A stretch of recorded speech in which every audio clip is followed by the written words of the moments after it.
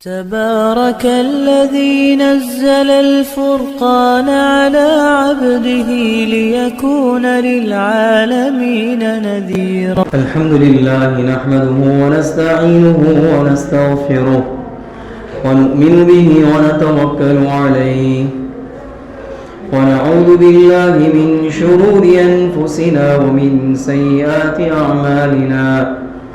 من يهده الله فلا مضل له ومن يضلله فلا هادي له. ونشهد أن لا إله إلا الله وحده لا شريك له.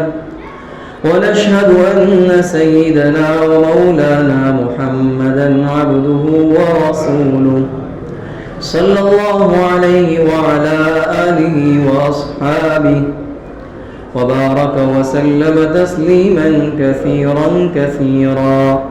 أما بعد فأعوذ بالله من الشيطان الرجيم. بسم الله الرحمن الرحيم. ولئن قتلتم في سبيل الله أو متم لمغفرة من الله ورحمة خير مما يجمعون. ولئن متم أو قتلتم لإلى الله تحشرون.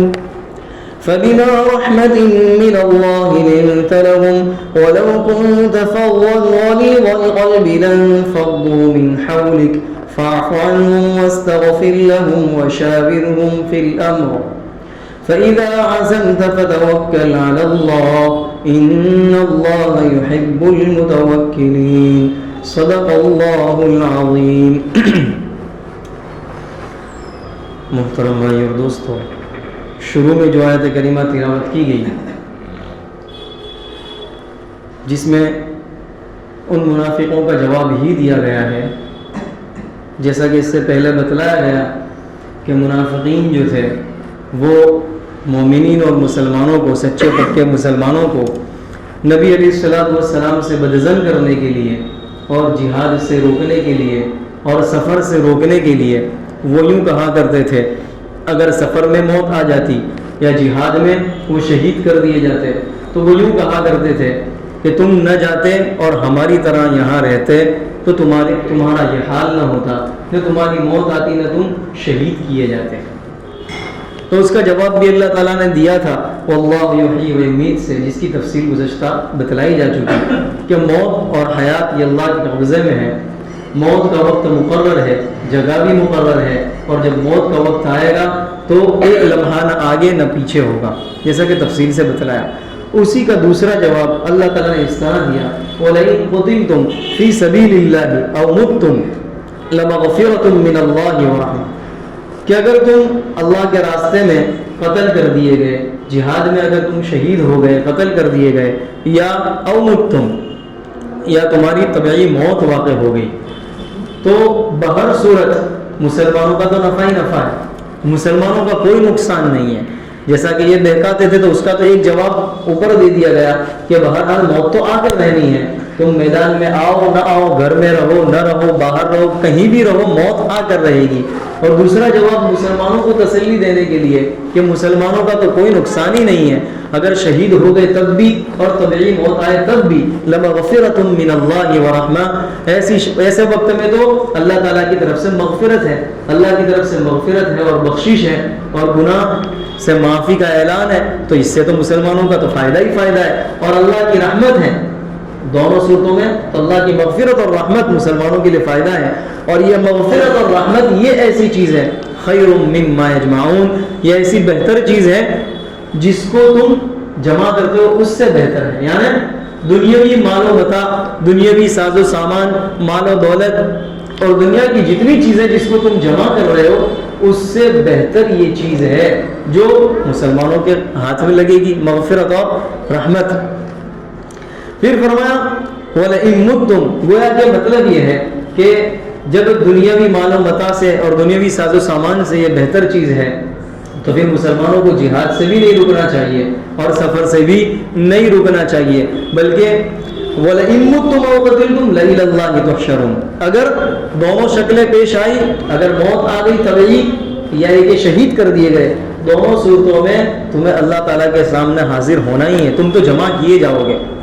مطلب کیا کہ منافقین یوں جو کہہ رہے ہیں کہ تم نہ مرتے اور اس میں فائدہ ہوتا، تو اللہ تعالیٰ کہہ رہا ہے موت تو بہرحال آنی ہے، اگر موت آئی تو، اور اگر قتل کر دیے گئے تو بہر صورت ہر ایک کو ہمارے پاس آنا ہی ہے۔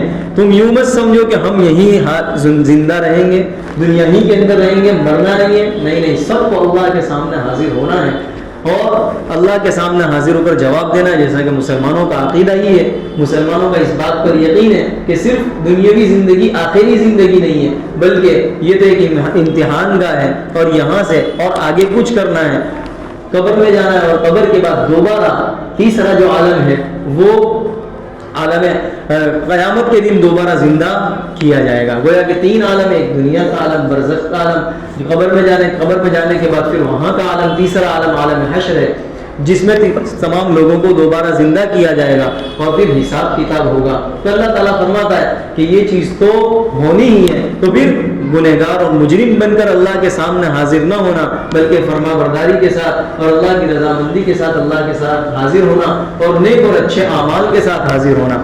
تو فرمایا بہر صورت ہر ایک کو اس کے پاس جب جمع ہونا ہی ہے تو پھر جہاد سے اور نیک کاموں سے کترانا نہیں چاہیے۔ آگے فرمایا فَبِمَا رَحْمَةٍ مِّنَ اللَّهِ لِنْتَ لَهُمْ، کہ نبی آپ جو ہیں ان لوگوں کے لیے نرم ہیں اللہ کی رحمت سے۔ دیکھیے جیسا کہ پورا تفصیل سے واقعہ چل ہی رہا ہے، غزوہ احد ہی کا چل رہا ہے واقعہ، کہ غزوہ احد میں صحابہ کرام سے غلطی ہوئی تھی، وہی تفصیل سے بتلایا جا رہا ہے، غلطی ہوئی تھی اور اس کی وجہ سے بہت بڑا نقصان ہوا، خود نبی علیہ الصلوۃ والسلام کو بھی زخم پہنچا، تو آپ کو تکلیف پہنچی کہ حضرات صحابہ کرام تتر بتر ہو گئے۔ ایک تو غلطی وہاں ہوئی کہ اللہ کے نبی نے کہا تھا یہاں سے ہٹنا نہیں ہے، ایک غلطی وہ، اور دوسری جو غلطی ہوئی تھی کہ صحابہ کرام میں بھگدڑ مچ گئی تھی، اللہ کے نبی کو چھوڑ کر بھاگ گئے تھے۔ تو یہ ایسی غلطیاں تھی، ظاہر ہے جو امیر ہو اسے غصہ دلانے والی اور ناراض کرنے والی، جس سے غلطی اس کے بارے میں ناراض کرنے والی چیز تھی۔ تو یہ جو غلطی حضرات صحابہ کرام کی وجہ سے ہوئی تھی، اللہ کے نبی علیہ الصلوۃ والسلام جو ہے اس موقع پر بھی، ان حالات میں بھی آپ نے اچھے اخلاق کا مظاہرہ کیا، نرم مزاجی جو آپ کی طبیعت تھی اس کا مظاہرہ کیا۔ اللہ تعالیٰ اس آیت کریمہ میں آپ کی یہی تعریف کر رہا ہے، آپ کے خوش اخلاقی کی، کریمانہ اخلاق کی اور نرم مزاجی کی۔ اس آیت کریمہ میں اللہ تعالیٰ نے آپ کی تعریف کی ہے، اور پھر دوسری چیز اللہ تعالیٰ نے صحابہ کرام کی دل جوئی بھی کی ہے، ان کے دلوں کو رکھنے کے لیے، تسلی دینے کے لیے اللہ کے نبی سے سفارش کی کہ آپ بھی جو ہے معاف کر دیں، اور دوسری دل جو یہ کہ اللہ کے نبی سے کہا کہ آپ ان سے مشورہ بھی کرتے رہے، جیسا کہ آگے آ رہا ہے تفصیل سے آئے۔ تو اس آیت کریمہ میں اللہ کے نبی کے خوش اخلاقی کی اور نرم مزاجی کی تعریف کی گئی کہ ان حالات میں بھی آپ نے سخت مزاجی سے کام نہیں لیا، آپ نے لان تان نہیں کی، ملامت نہیں کی کہ تو سمجھ نہیں پڑتی تیری وجہ سے ایسا ہوا اور غصہ نہیں کیا، بلکہ اس موقع پر جو موقع غصے کا تھا، سخت مزاجی کا تھا، اس موقع پر بھی آپ نے خوش اخلاقی کا مظاہرہ کیا اور نرم مزاجی کا جو آپ کی نرم خوئی تھی اسی کا مظاہرہ کیا، اسی صفت کا مظاہرہ کیا۔ اسی کو اللہ نے فرمایا فَبِمَا رَحْمَةٍ مِّنَ اللَّهِ لِنْتَ لَهُمْ، کہ اللہ کے فضل سے، اللہ کی رحمت سے آپ جو ہیں ان کے لیے نرم ہیں، خوش اخلاق والے ہیں، نرم مزاجی رکھنے والے ہیں۔ تو یہ جو صفت ہے یہ بڑی اعلیٰ پیمانے کی صفت ہے جس کو ہر ایک کو اختیار کرنا چاہیے، اچھے اخلاق اور نرم مزاجی۔ اس اللہ کے نبی علیہ الصلوۃ والسلام کی نرم مزاجی کے واقعات اور خوش اخلاقی کے واقعات تو بے شمار ہیں ہی اور سنے بھی ہوں گے۔ خود اللہ کے نبی علیہ الصلوۃ والسلام فرماتے ہیں بُعِثْتُ لِأُتَمِّمَ مَكَارِمَ الْأَخْلَاقِ، کہ میں جو ہے اخلاق کریمہ کو مکمل کرنے ہی کے لیے میں مبعوث کیا گیا ہوں، بھیجا گیا ہوں۔ اور اللہ کے نبی علیہ الصلوۃ والسلام کی جو صفت اللہ قرآن کریم میں بیان کی ہے وَإِنَّكَ لَعَلَىٰ خُلُقٍ عَظِيمٍ، کہ آپ تو اخلاق کے اعلیٰ پیمانے پر قائم ہیں، اعلیٰ پیمانے پر قائم ہیں۔ اور آپ جب واقعات سنیں گے تو ایسے واقعات ہیں کہ اللہ کے نبی علیہ الصلوۃ والسلام کو کتنا تنگ کیا گیا اور کتنی تکلیفیں پہنچائی گئی اور کتنی ایذائیں دی گئی اور کتنا پریشان کیا گیا، مکہ میں بھی اور مکہ سے جب مدینہ گئے تب بھی، موت تک آپ کو کتنی تکلیف دشمنوں کی طرف سے دی گئی۔ اس موقع پر بھی آپ کا جو مزاج رہا نرم مزاجی اور خوش اخلاقی کا. یہی وجہ تھی بہت سے لوگوں کے مسلمان ہونے کی، جیسا کہ آگے تفصیل سے آ رہا ہے. یہی وجہ تھی بہت سے لوگ گوشے اسلام میں داخل ہو گئے. آپ اسی سے اندازہ لگا لیجیے اللہ کے نبی علیہ الصلوۃ والسلام کے خوش اخلاقی کا اور صبر کا اور نرم مزاجی کا کہ مکہ والوں نے کتنا تنگ کیا تھا، بے انتہا تنگ کیا اور بہت تنگ کیا.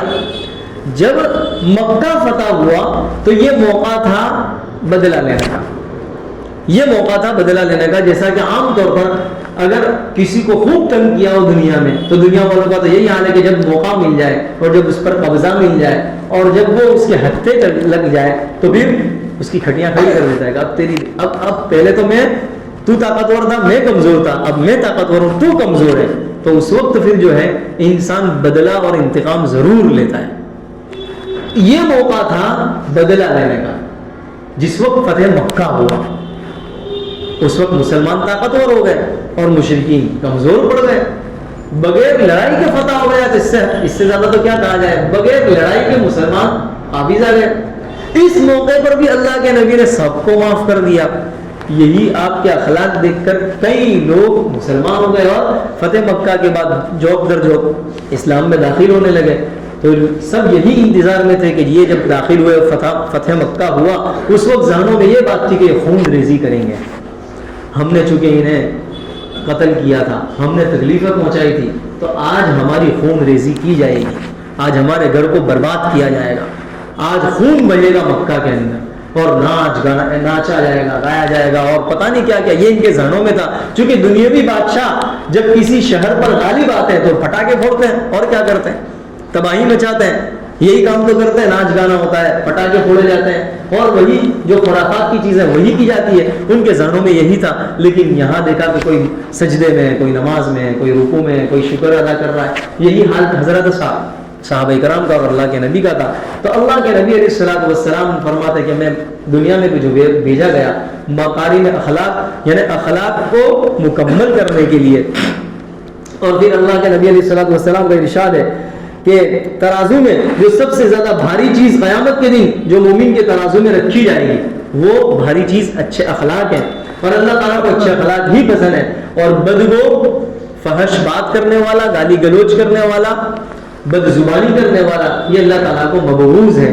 ایک اور روایت میں حضرت عائشہ رضی اللہ تعالیٰ عنہا سے ہی ہے کہ اللہ کے نبی علیہ الصلوۃ والسلام نے ارشاد فرمایا بے شک مومن جو ہے خوش اخلاقی کی وجہ سے، نرم مزاجی اور خوش اخلاقی کی وجہ سے رات بھر نماز پڑھنے والا اور دن بھر روزہ رکھنے والے کا درجہ پا لیتا ہے. کتنا بڑا درجہ ہے خوش اخلاقی کا. دیکھیے کتنی لمبی لمبی عبادت کرنے کی ضرورت نہیں ہے، صرف خوش اخلاق آدمی بن جائے، نرم مزاج بن جائے تو رات بھر نماز پڑھنے والے کا درجہ اور دن بھر روزے رکھنے والے کا درجہ اس شخص کو مل جاتا ہے. ایک اور اللہ کے نبی علیہ الصلوۃ والسلام نے ارشاد فرمایا جو شخص نرمی سے محروم کر دیا گیا وہ بہت بڑی بھلائی سے محروم کر دیا گیا.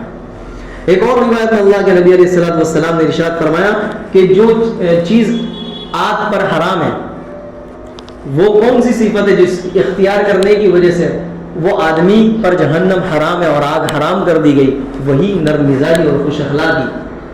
کہ ایسے شخص سے لوگ آنا جانا پسند کرتے ہوں، ایسے شخص سے ملنا جلنا اور بات چیت کرنا اور ایسے شخص کے پاس آنا جانا جس کو لوگ پسند کرتے ہوں اور لوگ اس سے قریب ہوں، ایسا شخص اللہ تعالیٰ کو پسند ہے. اور یہ ایسی صفت اختیار کرنے والے پر آگ جو ہے حرام کر دی گئی ہے. غرض کہ اللہ کے نبی علیہ الصلوۃ والسلام کی یہی صفت تھی جس کو یہاں بیان کیا. پھر آگے کیا فرمایا، وَلَوْ كُنْتَ فَضًّا غَلِيظَ الْقَلْبِ لَانفَضُّوا مِنْ حَوْلِكَ. دیکھیے یہ مین پوائنٹ ہے. کیا فرمایا اللہ نے، اگر جو ہے اے نبی آپ جو ہے سخت مزاج ہوتے، غصے والے ہوتے، سخت مزاج ہوتے، بات بات پر ڈانٹ ڈپٹ اور انتقام کا جذبہ، سخت مزاج ہوتے. اور پھر کیا فرمایا، غلیظ القلب یعنی تند خوب ہوتے اور تنگ دل ہوتے، دل کا بھی تنگ ہونا اور نرم مزاج نہ ہو کر سخت مزاج ہوتے، دو چیز آپ کے اندر ہوتی تو یہ جو صحابہ کرام آپ کے پاس ارد گرد ہیں لنفضوا من حولک، اگر یہ سخت مزاج اور تند خو ہوتے تو یہ صحابہ کرام آپ کے پاس سے بھاگ جاتے. دیکھیے کون تعبیر استعمال کر رہا ہے، اللہ یوں فرما رہا ہے، اے نبی اگر آپ سخت مزاج ہوتے، نرم مزاج نہ ہوتے اور تنگ دل ہوتے، کشادہ دل نہ ہوتا، عفو درگزر والا معاملہ نہ ہوتا، بات بات پر فقر زکر یہ ہوتی، تو لنفضوا من حولک، یہ جو آپ کے ارد گرد جو صحابہ کرام ہیں وہ آپ کے پاس سے چلے جاتے، آپ کے پاس نہ رہتے ہیں۔ یہ دیکھیے، اب اس کی تفصیل دیکھیے، غزوہ احد ہی کے اندر آپ دیکھ لیں کہ حضرات صحابہ کرام سے بہت بڑی غلطی ہوئی ہے، چھوٹی موٹی غلطی نہیں ہوئی ہے، اور کتنا بڑا نقصان اٹھانا پڑا۔ اتنے نقصان کے باوجود ہونا تو کیا چاہیے تھا، دنیاوی بادشاہوں کا حال آپ دیکھ لیں، اگر دنیاوی بادشاہ اور دنیاوی عمرا کو دیکھ لیں، اگر اتنی سخت غلطی ہو جاتی تو دنیاوی بادشاہ اور دنیاوی عمرا اور بڑے لوگ ایسے لوگوں کی سرزنش کرتے، سزا دیتے کہ تمہاری وجہ سے یہ سب خمیازہ بھگتنا پڑا، نقصان اٹھانا پڑا، اور یہ ہوا اور وہ ہوا، ان لوگوں کو سزا دی جائے، سسپینڈ کر دیا جائے، اور پتہ نہیں کیا سے کیا کیا جاتا جیسا دنیاوی عمرہ کیا جاتا ہے۔ لیکن یہاں اللہ کے نبی علیہ الصلوۃ والسلام کا حال دیکھیے، اتنی سخت غلطی ہونے کے باوجود حضرات صحابہ کرام کو لعن طعن نہیں، ملامت نہیں اور سخت کلامی نہیں، بلکہ آپ نے ان کی اصلاح فرمائی، آپ نے حتی الامکان ان کی اصلاح فرمائی، اور اصلاح فرمائی کہ گویا کہ سخت مزاجی سے آپ نے کام نہیں لیا۔ یہی وجہ تھی، اسی لیے انسان بھی جو ہے اسی کے پاس اٹھنا بیٹھنا گوارا کرتا ہے جو نرم مزاج رکھنے والا ہو، خوش اخلاق رکھنے والا ہو، اسی سے علم حاصل کرنا چاہتا ہے جس کا مزاج نرم ہو، اور اسی کے سے فیض حاصل کرنا چاہتا ہے۔ یہ انسان کی طبیعت ہو تو اللہ کے نبی علیہ الصلوۃ والسلام کے بارے میں فرما دیا کہ نبی اگر آپ ایسے ہوتے تو یہ صحابہ کرام آپ سے چلے جاتے۔ اس بات کو گویا واضح کر دیا۔ دوسرے انداز میں یوں کہیں کہ یہ جو صحابہ کرام آپ پر قربان ہیں، جان نچھاور کرنے والے ہیں، جان اور مال اور ساری چیزوں کو جو قربان کرنے والے ہیں، اور اپنی ساری چیزوں کو اور اپنی بیوی بچوں ساری چیزوں کو جو جان نچھاور کرنے والے اور قربان کرنے والے، اس کی بنیادی وجہ کیا؟ اس کی بنیادی وجہ آپ کا اچھے اخلاق والا ہونا اور آپ کا نرم مزاج والا ہونا، اس چیز کا اس میں بہت بڑا دخل ہے۔ اسی کو فرمایا لنفضوا کہ اے نبی اگر آپ سخت مزاج یا تند خو ہوتے تو یہ آپ کے ارد گرد سے چلے جاتے۔ معلوم یہ ہوا، دیکھیے نبی علیہ الصلوۃ والسلام کی جو صفات بیان کی صرف آپ کے لیے نہیں تھی، بلکہ آپ کے جو وارثین ہیں اور آپ کے جو تابعین ہیں، ان تمام کو یہ صفات اختیار کرنی چاہیے، بالخصوص ان لوگوں کو جو علماء کرام ہیں، جو سمجھیے کہ مصلحین ہیں، اصلاح کرنے والے ہیں، جو اساتذہ ہیں، جو معلمین اور مربی ہیں، جو پڑھانے والے ہیں، سکھانے والے ہیں، ان لوگوں کے اندر خاص طور سے یہ صفت ہونی چاہیے کہ وہ نرم مزاج ہو اور خوش اخلاق ہو، جس کے نتیجے میں لوگ اس سے قریب ہوں اور آنا جانا لوگوں کا ہو، نہ یہ کہ لوگ اس سے بدعزم ہو کر بھاگ جائیں اور چلے جائیں۔ یہ خاص صفت ان لوگوں میں ہونی چاہیے، اسی نبی علیہ الصلوۃ والسلام کی خاص صفت جو بیان کی گئی ہے۔ پھر فرمایا فاعف عنہم۔ اب دیکھیے میں آپ کو ایک اور بات بتلاتا چلوں کہ شروع سے آپ دیکھ رہے ہیں غزوہ احد کا پوسٹ مارٹم اللہ تعالیٰ کر رہا ہے، کتنا کئی جگہ شروع سے اللہ تعالیٰ بتلا رہا ہے، اور کیوں بتلا رہا ہے کہ قیامت تک ایسا ہونا ہے۔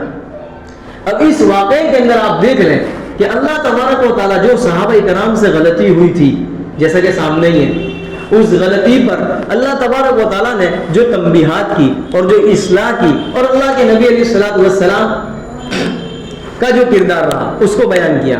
اب آپ کو میں بتلاتا ہوں ہمارے لیے سبق کی چیز کیا ہے وہ بتلاؤں کہ صحابہ کرام سے جب غلطی ہوئی تو کوئی لعن طعن تو نہیں ہوا، اور جب غم پہنچا تو اللہ تعالیٰ نے کیا کہا؟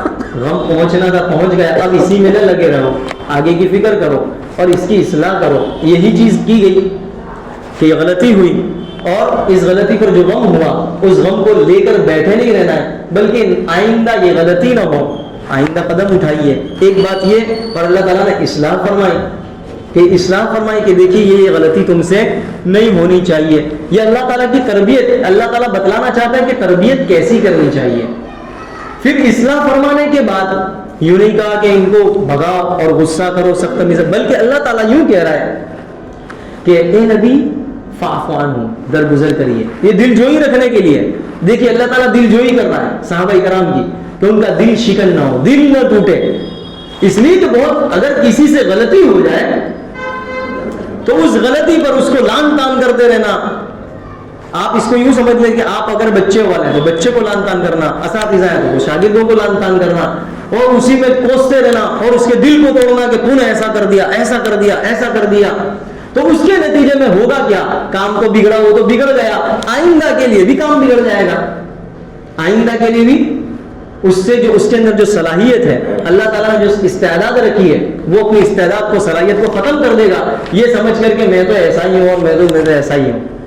حوصلہ افزائی, حوصلے کو بڑھانا, اللہ تعالیٰ یہاں حوصلہ بڑھا رہا ہے اور نبی سے سفارش کر رہا ہے کہ اے نبی فاعف عنہم, آپ انہیں معاف کر دیجئے ان سے جو کچھ ہوا. اس لیے کہ امکان تھا کہ نبی کی دل میں کبھی رنجش باقی رہتی صحابہ کرام کی اس غلطی کی وجہ سے. تو اللہ تعالیٰ نے کہا ہم نے تو معاف کر دیا, جیسا کہ آگے فرمایا لقد عفا اللہ عنہ, اے نبی آپ بھی معاف کر دیجئے.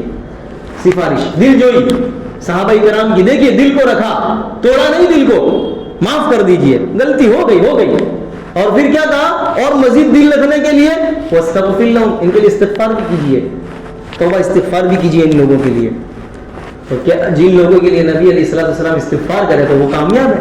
اور پھر مزید دل رکھنے کے لیے اللہ نے کیا کہا, وشاورہم فی الامر, ایسا نہ ہو کہ آپ ان کو مشورے میں نہ لائیں, چلو تمہاری وجہ سے ایسا سب ہوا, آپ تم کو مشورے میں نہیں لاتا, میں اکلا ہی مشورہ کر لوں گا اور میں اکلا ہی فیصلہ کروں گا. اللہ تعالیٰ نے کہا نہیں, وشاورہم فی الامر, ان لوگوں سے مشورہ بھی کرتے رہنا. دیکھیے کیسی صحابہ کرام کا دل رکھا, گویا تربیت اگر کسی کی کرنی ہے, غلطی ہو جائے اس کے بعد تو اس کی غلطی کی اصلاح کی جائے اور مزید اس کو تسلی دی جائے کہ نہیں آپ تو ٹھیک ہیں, اچھے ہیں, اگر یہ غلطی نہیں ہو جائے آئندہ اور کام کرو گے. دیکھیے صحابہ کرام کو بتلایا گیا کہ نہیں, آپ کی اندر صلاحیت ہے مشورہ دینے کی, آپ کے اندر یہ صلاحیت استعداد ہے رائے دینے کی, آپ اس لائق ہیں. وشاورہم فی الامر, نبی آپ ان سے مشورہ کیجئے. گویا اس سے اندازہ لگا لیجئے تربیت اس طرح ہوتی ہے, غلطی ہو جائے تو اس غلطی پر لان تان, سخت ملامت, سخت مزاجی اور تنگ دل ہونے کے بجائے فراخ دل, اخلاق کریمہ اور نرم مزاجی اور اس کی اصلاح, اور اصلاح کے بعد اس کی دل جوئی اور اس کو تسلی دینا اور اس طرح کے کلمات کہنا جس کے نتیجے میں اس کی دل جوئی ہو جائے, تسلی ہو جائے اور اس کو یہ یقین بیٹھ جائے کہ میں بھی کچھ کام کرنے کے لائق ہوں, کر سکتا ہوں, یہ تو غلطی ہو گئی لیکن آئندہ کر سکتا ہوں. یہ چیز, یہ تربیت اللہ تعالیٰ بتلا رہا ہے شروع سے یہاں. پھر دیکھیے فرمایا وشاورہم فی الامر, اے نبی آپ ان سے مشورہ بھی کیجئے. اب دیکھیے نبی علیہ الصلوۃ والسلام کو مشورے کا حکم دیا جا رہا ہے. نبی علیہ الصلوۃ والسلام بھی مشورے کے بغیر مستغنی نہیں ہے. کوئی نہیں کہ آپ کو مشورے کی ضرورت نہیں ہے, آپ مشورہ کیجئے. ان صحابہ کرام سے معلوم ہوا کہ مشورے کی اہمیت ہے اور مشورہ ضروری ہے, دینی اور دنیوی ہر معاملات میں ضروری ہے. ہمارے لیے بھی ضروری ہے, گھریلو معاملات ہے مشورہ کیا جائے, دینی معاملہ ہے مشورہ کیا جائے, اور مشورے میں یہ بھی یقین خیر ہے. اور اس کی وجہ یہ ہوتی ہے کہ مشورے کے اندر مختلف رائے آتی ہیں, اور جب مختلف رائے آتی ہے تو پتہ چلتا ہے کہ کس رائے پر عمل کرنا آسان ہے, سہولت ہے, اور کامیابی کس رائے میں ہوگی اور کس تدبیر میں ہوگی. بعض مرتبہ ایسا ہوتا ہے کہ بڑے کے ذہن میں وہ رائے نہیں ہوتی, بعض مرتبہ ایسا ہوتا ہے کہ کچھ گوشے اوجھل ہو جاتے ہیں بڑے کے ذہن سے, اور وہ چیز چھوٹے کے ذہن میں ہوتی ہے. تو وہ چھوٹا جو رائے دے گا نتیجہ کیا ہوگا, کام آگے بڑھے گا. تو مختلف رائے آتی ہے اور عمل کرنے میں آسانی ہوتی ہے. تو اللہ کے نبی علیہ الصلوۃ والسلام سے بھی کہا کہ آپ بھی ان سے مشورہ کیجئے. چنانچہ اللہ کے نبی علیہ الصلوۃ والسلام نے بھی آیت کے نازل ہونے سے پہلے بھی مشورہ کیا ہے اور آیت کے نازل ہونے کے بعد بھی مشورہ کیا ہے. ایسا نہیں مشورہ نہیں کیا, آپ نے مشورہ کیا ہے. غزوہ بدر میں بھی, جیسا کہ ابھی غزوہ احد کا واقعہ میں نے آپ کو شروع سے بتلایا کہ غزوہ احد کے اندر بھی آپ نے مشورہ کیا, جیسا کہ بتلایا کہ اللہ کے نبی نے مشورہ کیا کیا تھا کہ جنگ کہاں کی جائے. تو سب کی رائے تھی یہاں کی جائے, باہر کی جائے, جیسا کہ تفصیل سے بتلایا جا چکا. تو اللہ کے نبی علیہ الصلوۃ والسلام نے یہاں بھی مشورہ غزوہ احد میں کیا, غزوہ بدر میں بھی کیا. ایک صحابی نے کہا کہ اللہ کے نبی یہاں فلاں جگہ پڑاؤ ڈال دیا جائے, وہاں پڑاؤ ڈال دیں, اور تاکہ پانی کے لیے بھی سہولت ہو, آسانی رہے, وغیرہ دیگر ضروریات حاصل کرنے کے لیے بھی آسانی ہو. تو اللہ کے نبی نے ان کی رائے پر بھی عمل کیا. غزوہ خندق کے موقع پر, جیسا کہ اس سے پہلے بھی شاید سنایا تھا کہ غزوہ خندق کے موقع پر جب کہ تمام کفار مسلمانوں کو ختم کرنے کے لیے ٹوٹ پڑے تھے, یہ سب سے خطرناک جنگ تھی غزوہ خندق کی، بڑی خطرناک جنگ تھی. تو اس موقع کا تذکرہ بھی اور اس کا جنگ کا تذکرہ بھی قرآن کریم نے چھیڑا ہے. تو اس جنگ کے موقع پر بھی اللہ کے نبی علیہ الصلوۃ والسلام نے مشورہ کیا کیا کرنا چاہیے. اس موقع پر حضرت سلمان فارسی رضی اللہ تعالیٰ عنہ نے رائے دی تھی کہ اللہ کے نبی ہم نے دیکھا ہے، چونکہ ان کی لمبی عمر رہی ہے، سلمان فارسی رضی اللہ تعالیٰ کی عمر بہت لمبی رہی ہے.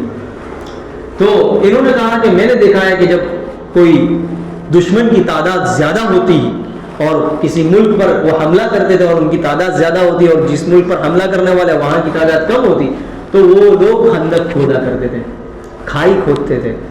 تو آپ بھی ایسا کریں، خندق کھود لیں، تینوں طرف خندق کھود لیں تاکہ دشمن اندر انٹر ہی نہ ہو سکے.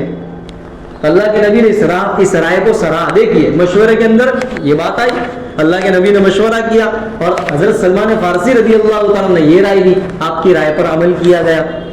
فیصلہ تو امیر ہی کرے گا، فیصلہ تو جو بڑا ہے فیصل وہی کرے گا، رائے تو لیکن سب سے لینی ہوگی. تو دیکھیے اللہ کے نبی نے ان کی رائے پر عمل کیا. نتیجہ کیا ہوا؟ وہ لوگ تو بڑے ساز و سامان کے ساتھ تھے، تعداد میں بھی زیادہ تھے، بہرحال وہ لوگ زیادہ تھے لیکن اس کے باوجود وہ ناکام رہے. لیکن حالات بڑے سنگین تھے، اس قدر حالات تھے. اس دوران جب کفار کا غلبہ ہونے لگا، ان کا دباؤ بڑھنے لگا، وہ آگے آنے لگے، تو ان کا جب دباؤ، اس لیے کہ حالات یہ جو بڑے سنگین تھے، ایسے سنگین حالات تھے جس کو قرآن کریم نے یوں کہا وَبَلَغَتِ الْقُلُوبُ الْحَنَاجِرَ وَتَظُنُّونَ بِاللَّهِ الظُّنُونَ، یعنی کلیجے منہ کو آنے لگے تھے. ایسے حالات آ چکے تھے مسلم. اسی موقع پر اللہ کے نبی کی نمازیں بھی قضا ہوئی. ایک موقع ایسا بھی آیا کہ اللہ کے نبی علیہ السلام کی 3 نمازیں یا 2 نمازیں قضا بھی ہوئی ہے. اسی موقع پر ہوئی ہے، غزوہ خندق کے موقع پر.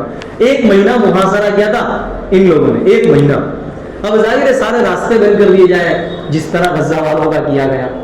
جب راستے بند کر دیے جائیں کھانے پینے کے اور سب لوگوں سے بائیکاٹ کر دیا جائے، تجارتی کاروبار سب چیز بائیکاٹ، کوئی ان سے رابطہ نہیں رکھے گا.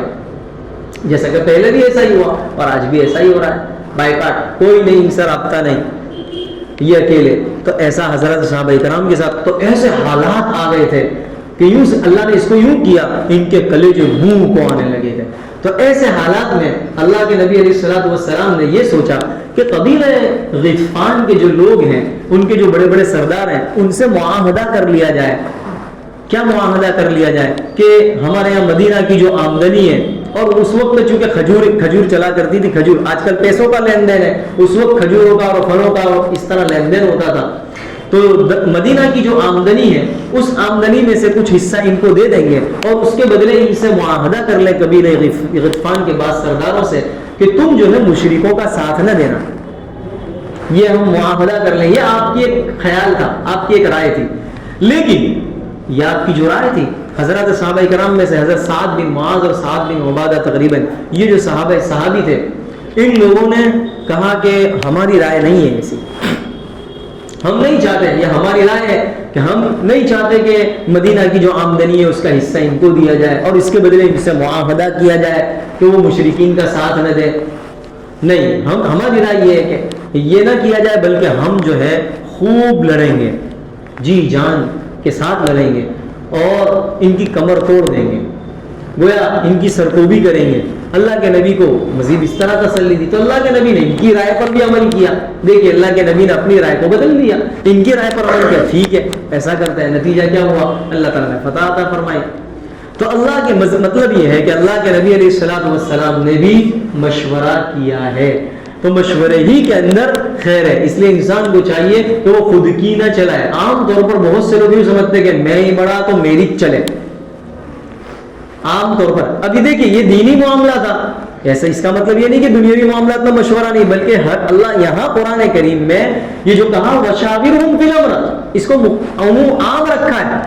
کوئی بھی معاملہ ہو، ہر معاملے میں مشورہ کریں، دکان کا ہو، کاروبار کا ہو، تجارت کا ہو، شادی کا ہو، جو معاملہ ہو ہر معاملے میں مشورہ ہو. لیکن مشورہ ان معاملے میں جہاں اللہ کا حکم موجود نہیں ہے وہاں مشورہ، جہاں اللہ کا حکم موجود نہیں ہے وہاں مشورہ ہوگا. لیکن جہاں اللہ کا حکم موجود ہے وہاں مشورہ نہیں ہوگا. مثال کے طور پر نماز، زکوٰۃ، روزہ، اللہ کا حکم موجود ہے. اب ایک آدمی کہ چلو مشورہ کرو، نماز پڑھنی ہے آج کی،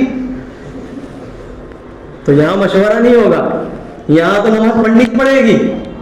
بولا آج کیا کرنا ہے, آج گرمی بہت ہے, آج روزہ رکھنا ہے کہ نہیں رکھنا, مشورہ کرو. یہاں کوئی مشورہ نہیں, یہاں تو اللہ کا حکم موجود ہے, تو گرمی ہو کہ نہ ہو روزہ تو رکھنا ہی پڑے گا, سردی ہو کہ نہ ہو نماز تو صبح کی پڑھنی ہی پڑے گی. یوں نہیں چلے گا کہ رات کو اپنے کیا مشورہ کرو, رات کو بہت کام ہے, صبح میں فلائٹ ہے, کیا کرنا ہے. یہاں کوئی مشورہ نہیں. تو مشورہ ان امور میں ہوگا جہاں اللہ کے نبی کا اور اللہ کا کوئی حکم موجود نہ ہو, تو اور جہاں موجود ہے وہاں کوئی مشورہ نہیں ہوگا. وشاورہم فی الامر.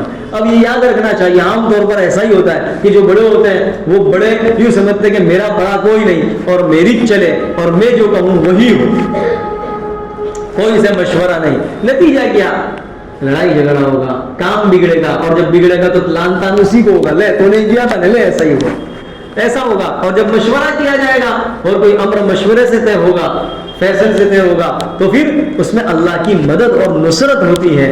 اور نقصان اگر ہو بھی جائے تو اللہ تعالیٰ اس کی تلافی کی شکل بھی پیدا فرما دیتے ہیں. تو اللہ تعالیٰ نے فرمایا وشاورہم فی الامر, کہ آپ ان سے مشورہ بھی کیجئے. غرض ہے کہ اور بہت سی باتیں اس سلسلے میں انشاءاللہ آئندہ اس چیز کو بتلایا جائے گا. اللہ تعالیٰ مجھے اور آپ کو عمل کی توفیق عطا فرمائے. سبحانك اللهم وبحمدك وتبارك اسمك وتعالى جدك ولا اله غيرك. اللهم صل على محمد وعلى ال محمد كما صليت على ابراهيم وعلى ال ابراهيم انك حميد مجيد. اللهم انصر اخواننا المسلمين المستضعفين في كل مكان, خاصة في فلسطين وفي غزة وفي اليمن وفي الهند وفي الهند وفي اليمن وفي لبنان وفي الشام وفي كل مكان. اللهم اعز الاسلام والمسلمين. اللهم انا نجعلك في نحورهم ونعوذ بك من شرورهم. ربنا لا تجعلنا فتنة للقوم الظالمين ونجنا برحمتك من القوم الكافرين. اے اللہ ہمارے گناہوں کو معاف فرما. اے اللہ بالیقین ہماری نافرمانی اور گناہوں کی وجہ سے اے اللہ ذلت و خواری کے شکار ہیں. اے اللہ جگہ جگہ مسلمان پریشان ہیں. اے اللہ بہت پریشان ہیں, گھریلو حالات کے شکار ہیں. اے اللہ اندرونی حالات کے شکار ہیں, بیرونی حالات کے شکار ہیں. اے اللہ مارے جا رہے ہیں, کاٹے جا رہے ہیں. اے اللہ دشمن کے دل میں جو آ رہا ہے وہ کر گزر رہا ہے. اے اللہ مسلمانوں کے حالات پر رحم فرما. اے اللہ اپنی طرف متوجہ فرما. اے اللہ تو مسلمانوں کو اپنی طرف متوجہ فرما. اے اللہ تیرے احکام پر عمل کرنے کی توفیق عطا فرما. اے اللہ بالیقین تیرے احکام کو چھوڑا تو نتیجہ ذلت و خواری ہو گئی. اے اللہ تیرے احکام کو اور تیرے قرآن کریم کو اے اللہ جب چھوڑ دیا تو اے اللہ ذلیل ہوتے رہے, اے اللہ رسوا ہوتے رہے, مارے جاتے رہے, کاٹے جاتے رہے. اے اللہ ہمیں قرآن سے جڑنے کی اور تیرے احکام پر عمل کرنے کی ہمیں توفیق عطا فرما. اے اللہ تیرا بندہ بن کر زندگی گزارنے والا بنا. اے اللہ شیطان کا بندہ بن کر زندگی گزارنے سے ہماری پوری حفاظت فرما. اے اللہ نفس و شیطان کے دھوکے سے حفاظت فرما. اے اللہ مسلمانوں کو اے اللہ حالات سے نکال کر اے اللہ برے حالات سے نکال کر اچھے حالات عطا فرما دے. اے اللہ ذلت و خواری سے نکال کر اے اللہ بلندی عطا فرما دے. اے اللہ بلندی والے اعمال کرنے کی توفیق عطا فرما دے. اے اللہ سنبھل کے مسلمانوں کی حفاظت فرما. اے اللہ یو پی کے مسلمانوں کی حفاظت فرما. اے اللہ جگہ جہاں کہیں مسلمان پریشان ہیں, اے اللہ جس اعتبار سے پریشان ہیں ان کی پریشانیوں کو دور فرما دے. اے اللہ جو بے گھر ہیں انہیں گھر عطا فرما. اے اللہ جن کی دکانیں اجڑ گئی اے اللہ ان کی دکانوں کو پہلے سے بہتر فرما دے. اے اللہ جو بیمار ہیں انہیں شفا عطا فرما. اے اللہ جو جس لائن سے پریشان ہے پریشانیوں کو دور فرما. اے اللہ غزہ اور فلسطین کے مسلمانوں کی حفاظت فرما. اے اللہ بظاہر تو وہ اکیلے ہیں لیکن اے اللہ تو ان کے ساتھ ہے. تو اگر ان کا مددگار ہو تو پھر کسی کی مدد کی ضرورت نہیں. اے اللہ تو ان کا مددگار بن جا. اے اللہ انہیں فتح عظیم نصیب فرما دے. اے اللہ فتح مبین عطا فرما دے. اے اللہ اسرائیل کے غلبے سے ان کی حفاظت فرما. اے اللہ دشمنوں کے غلبے سے ان کی پوری حفاظت فرما. اے اللہ کھانے پینے کا انتظام فرما, دوا اور اے اللہ علاج معالجے کا انتظام فرما. اے اللہ انہیں جن چیزوں کی ضرورت ہے اپنے خزانہ غیب سے پورا فرما دے. اے اللہ اپنے خزانہ غیب سے پورا فرما دے. اے اللہ تیرے علاوہ کوئی مددگار نہیں ہے. اے اللہ وہ تجھ پر ایمان رکھنے والے ہیں. اے اللہ تجھ پر ایمان رکھنے والے ہیں. اے اے اللہ اے اللہ تجھے رب ماننے والے ہیں، اے اللہ تجھے اللہ ماننے والے ہیں، تجھے کائنات کا مالک ماننے والے ہیں، تیرے علاوہ کوئی مددگار نہیں ہے، اے اللہ تو ان کی خوب مدد و نصرت فرما، اے اللہ تمام مسلمانوں کی مدد و نصرت فرما، اے اللہ بالیقین ہمارا تیرے علاوہ کوئی نہیں ہے، اے اللہ صرف اور صرف تو ہی اے اللہ پروردگار ہے، تو ہی رب ہے، اے اللہ تو ہی پالنہار ہے، تو ہی پرورش کرنے والا ہے اور تو ہی رب ہے، اے اللہ تو ہی ہمیں کھلانے پلانے والا ہے اور ہماری ضروریات کو تو ہی پورا کرنے والا ہے، پریشانیوں سے نجات دلانے والا بھی تو ہی ہے، اے اللہ تکلیفوں کو دور کرنے والا بھی تو ہی ہے، اے اللہ تیرے علاوہ کوئی نہیں ہے، اے اللہ ہم نے تجھے ہی اپنا رب مانا ہے، اپنا پروردگار مانا ہے، اے اللہ تو ہماری مدد و نصرت فرما، اے اللہ جہاں کہیں پریشان ہے تمام کی مدد و نصرت فرما دے، اے اللہ غلبہ عطا فرما دے، اے اللہ غلبہ عطا فرما، اے اللہ اس ملک میں امن و امان قائم فرما، اے اللہ جو نفرت پھیلانے والے ہیں، اے اللہ جو دشمنی پیدا کرنے والے ہیں ان کے پروپیگنڈوں کو اور ان کی تدبیروں کو ان کی سازشوں کو انہی پر الٹ دے اور ناکام فرما دے، آپس میں اتحاد اور اتفاق پیدا فرما دے، اس ملک میں امن و امان قائم فرما دے، اے اللہ امن و امان قائم فرما دے، اے اللہ جو کچھ مانگا عطا فرما، جو مانگنے سے رہ گیا آپ نے شان عطا فرما، اللہ بہت کچھ مانگنے سے رہ گیا سب کچھ عطا فرما، ربنا تقبل منا انك انت السميع العليم وتب علينا انك انت التواب الرحيم وصلى الله على النبي الكريم سبحان ربك رب العزة